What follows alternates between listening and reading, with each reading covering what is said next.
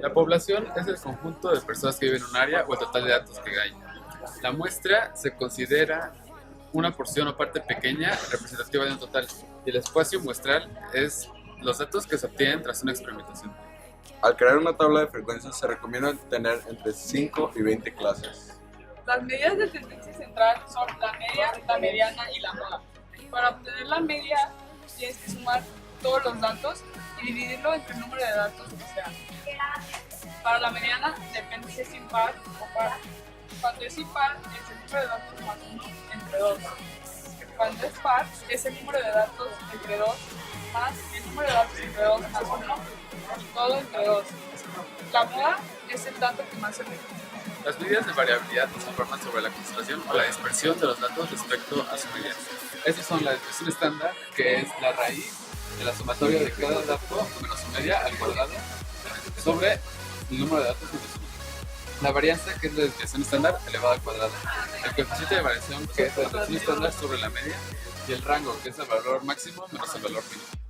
Los cuartiles son valores de la variable que dividen a un conjunto de datos ordenados en 4 partes iguales.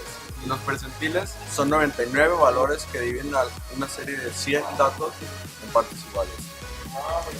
Bueno, lo primero que tuvimos que hacer fue preguntar a nuestros compañeros del grupo 6 cuánto fue su calificación en la materia de funciones algebraicas y trascendentes. Una vez sabiendo esos datos, los acomodamos con un diagrama de tallo y hoja que nos ayuda como a saber más o menos cuántos datos tenemos en total y tener una organización mucho mejor que tenerlos como una tabla todos esparcidos. Los valores atípicos o inusuales son valores que pasan los valores de los límites. Para poder hacer una tabla de frecuencias, primero tenemos que sacar el rango, y el rango se saca al dato mayor restándole el dato menor. Después, para saber cuántos datos vamos a tener, aplicamos el método de Stiglitz, que es 1 más logaritmo de 2, base 2 del número de datos. Y por último, la amplitud de las clases que se saca es el rango entre el número de clases. Ya con el número de clases, la amplitud de cada clase, clasificamos nuestra información en 5 clases. Y entre este intervalo del menor número y el mayor número, lo sumamos y lo dividimos entre 2 para obtener una marca de clase que esta representa a esta clase. Y consideramos los números que están aquí, la cantidad de números, y eso se llama frecuencia. La frecuencia relativa es la vez que se repite el dato sobre el total del número de datos por 100, y eso te dará un porcentaje de la muestra. La frecuencia absoluta acumulada es la suma de las frecuencias absolutas anteriores y la misma, y esto nos ayuda a conocer cuántos números tenemos hasta cierto intervalo.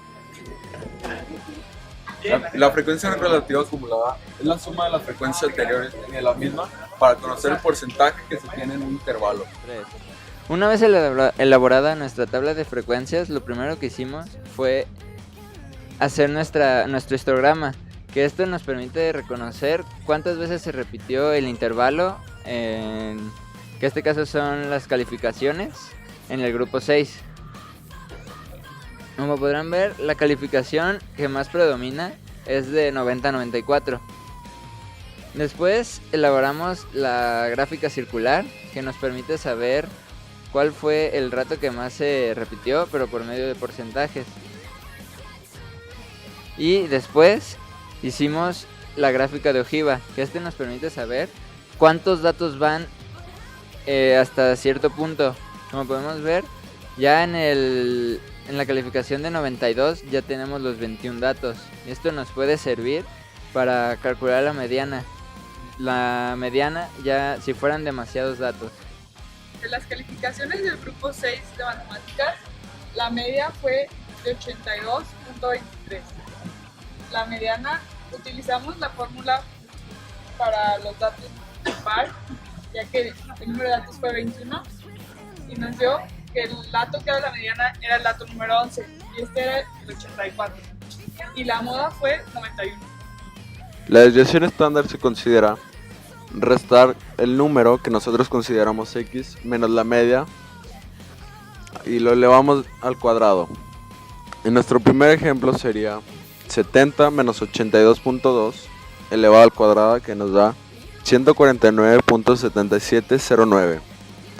Y este número, ya que hiciste todo esto, vas a sumarlo todos los datos y cuando te salga eso lo dividirás entre número de datos menos 1, que en este caso sería 20. Esto nos da la sumatoria de todos nuestros datos menos la media al cuadrado, 1277.809528, y lo dividimos sobre 20 y de eso sacamos la raíz cuadrada y eso nos va a dar nuestra desviación estándar, que es 7.9962788996. Y para sacar nuestra varianza es S al cuadrado, que nos da 63.94047619. Para sacar el rango intercuartil, lo primero que tuvimos que hacer fue localizar la mediana, que en nuestro caso fue 84. Luego dividimos los datos en dos grupos. El grupo superior, el cuartil 1, fue la suma de 74 más 75 sobre 2, que fue 74.5. Y del grupo de abajo fue sumar 90 más 91 sobre 2, que fue 90.5. Después de esto sacamos el límite superior, que fue 114.5, y el límite inferior. Luego con estos datos restamos el cuartil 3, 90.5, menos el cuartil 1, 74.5, lo cual nos dio el rango intercuartil, que fue 16. Con el rango intercuartil sacamos el límite superior, que fue 114.5, y el límite inferior, que fue 50.5. Una vez conociendo el primer cuartil, el tercer cuartil, el rango intercuartil, el límite superior y el límite inferior, podemos proceder a realizar nuestro diagrama de caja y bigotes.